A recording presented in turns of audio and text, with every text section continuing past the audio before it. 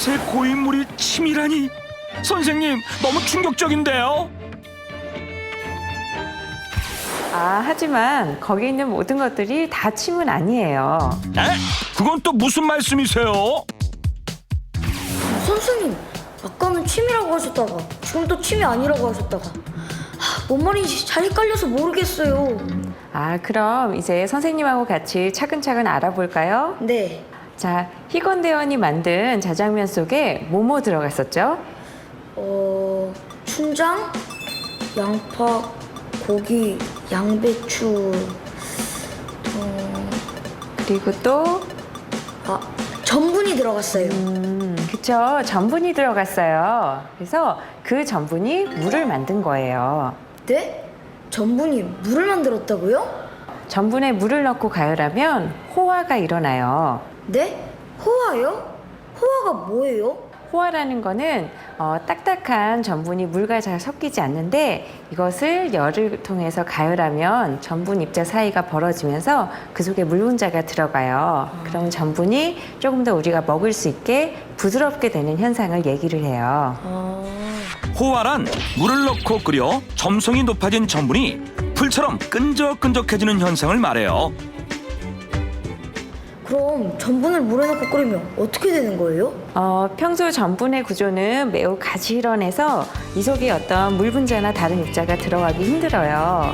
하지만 여기 열을 가열하면 이 입자 사이가 이렇게 벌어지면서 속에 다른 분자가 들어갈 수 있거든요. 그래서 이때 물 분자가 들어가면 이렇게 전분이 부드럽게 되는 거예요. 전분은 원래 물과 섞이지 않아요.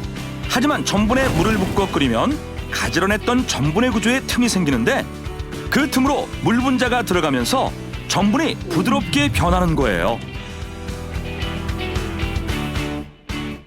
그런데 전분의 호화가 자장면 그릇에 생긴 물과 어떤 관계가 있는 거죠? 우리 사람의 침 속에는 아밀라제라는 소화효소가 들어있어요. 네. 근데 이 소화효소의 역할은 여기 가지런한 이 전분들의 결합을 연하게 끊어주는 역할을 해요.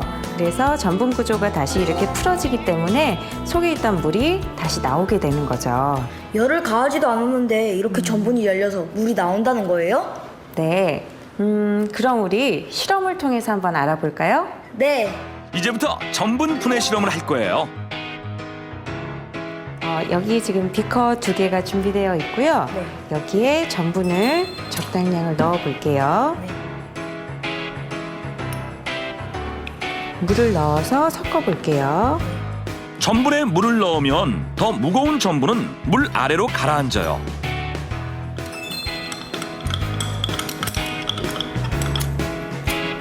하지만 물에 섞은 전분을 가열하면 호화가 일어나면서 전분이 물을 머금고 끈적하게 변하죠.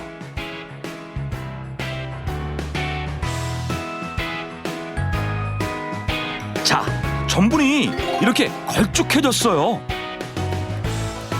선생님, 그럼 이 상황에서 이제 어떻게 해야 돼요?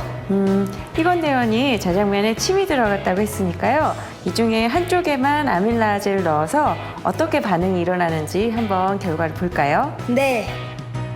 호화가 일어난 전분 중 하나에 아밀라제를 넣고 잘 섞어줬어요. 자, 이 전분은 앞으로 어떻게 변할까요? 신기해. 아밀라제를 섞은 전분이 물처럼 흐물흐물 풀어졌어요. 희건대원 그러면 다른 비커에 한번 따라 볼까요? 네. 아밀라제를 섞은 전분을 다른 비커에 옮겨 담아봤어요.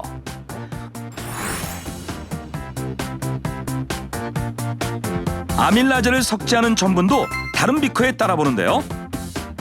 물처럼 쪼르르 흐르는 모습과 덩어리져서 잘 쏟아지지 않는 모습, 둘의 차이가 확실히 보이죠?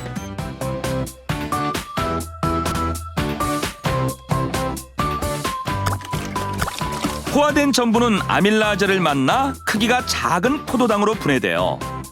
이 과정에서 물을 붙잡고 있던 힘을 잃고 이제껏 머금고 있던 물을 밖으로 내보내죠. 때문에 물이 된 것처럼 보이는 거예요. 선생님, 근데요, 모든 사람한테는 침이 있잖아요. 근데 왜 다른 애들 짜장면에는 물이 안 고이는데 제 짜장면에만 물이 고이는 거예요? 그거는 짜장면을 먹는 방법의 차이 때문에 그래요. 네? 방법의 차이요?